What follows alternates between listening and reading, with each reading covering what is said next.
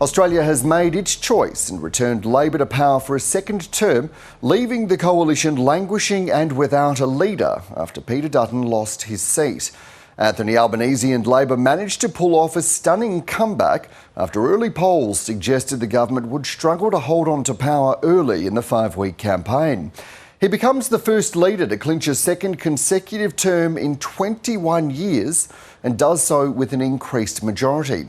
In an election fought on the cost of living, Labor put healthcare at the heart of its platform. The Prime Minister says Australians have chosen optimism and determination in a time of global uncertainty.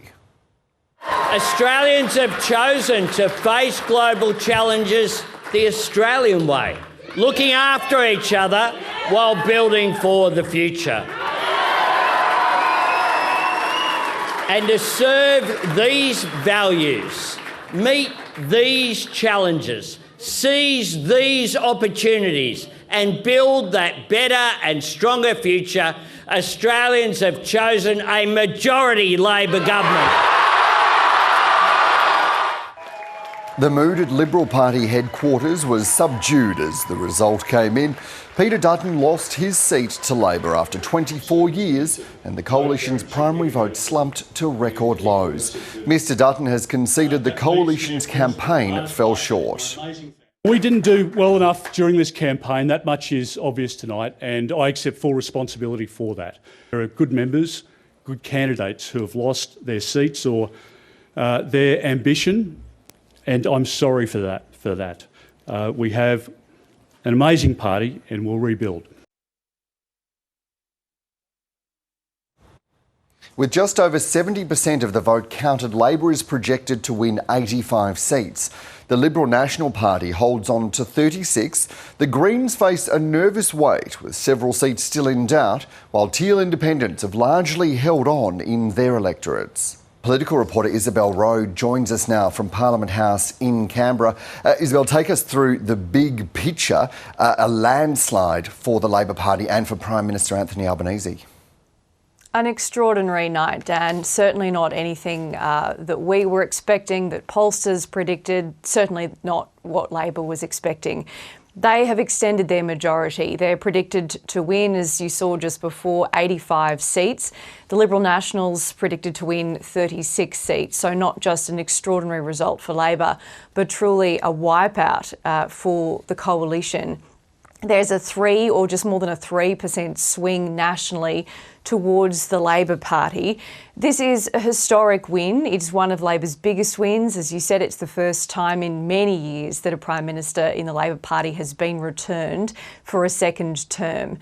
And it's historic because there was all signs pointing towards a Liberal coalition win earlier on in this year. In January, the polls were all pointing towards the Liberal Party.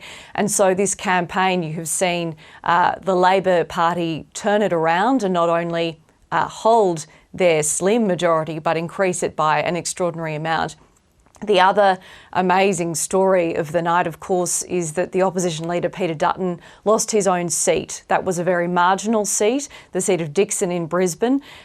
He now is out of a job. The Liberal Party will need to find themselves a new leader. And you touch on that, on the opposition leader there. We're seeing some of those images, Isabel, from last night. So what does this mean for the Liberal leadership? I'm sure that there will be jostling about who becomes the leader, but also for the broader policy agenda of Liberal. This is the second election that they've lost. Look, it is a real low moment for the coalition. There is no doubt about that. And we had people, from the party talking about that on air last night. Ailey France, who is the Labor candidate in the seat of Dickson, she looks likely to win that seat. It was a small margin, but there has been an 8.3% swing towards her. So there was an extraordinary campaign in that seat from Labor to unseat Peter Dutton. And they have been successful. It's the third time that she has campaigned in that seat. Peter Dutton, of course, loses his job, and there is now a search for a new leader. The Deputy Leader, Susan Lee, remains in her seat. The Shadow Defence Minister, Andrew Hastie, also a potential leadership option. He's kept his seat. But there's been some potential future leaders that have lost their seats. Keith Wallahan, the Liberal member in Menzies, has lost his seat. There has been an overall gutting of Liberal MPs who potentially could have taken on that job, maybe not in this term, but in the future. So the Liberal Party will need to go back to the drawing board and have a look at its policies, its positions, and find itself someone to take them forward. And I understand that Keith Wallahan, seen well as a future leader potentially, a moderate there. We'll be speaking with our colleague David Spears on Insiders in a couple of hours' time. Isabel, what about the Parliament more broadly? What can you tell us as counting is continuing about what the next Parliament will look like? Well, as we say, we were having all these discussions about, who Labor would form minority government with. Would they have to do a deal with the Greens in the lower house? That is all ancient history. Labor has a clear majority in the lower house. There is a weaker opposition, but what there also is this consistent turn away from the major parties. We've seen all of the independents, the Teals as some call them, hold their seats. We might see even more independents elected. The other story of the night, interestingly, has been quite a bad result for the Greens.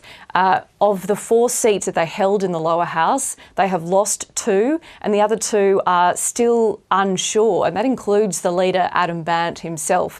So an interesting story there for the Greens. They also will be looking at what has gone wrong there. While their vote nationally has actually increased, some of their members obviously have not resonated with the electorate and have lost their seats. So an extraordinary result and a very different looking Parliament, I would say, going into this next term.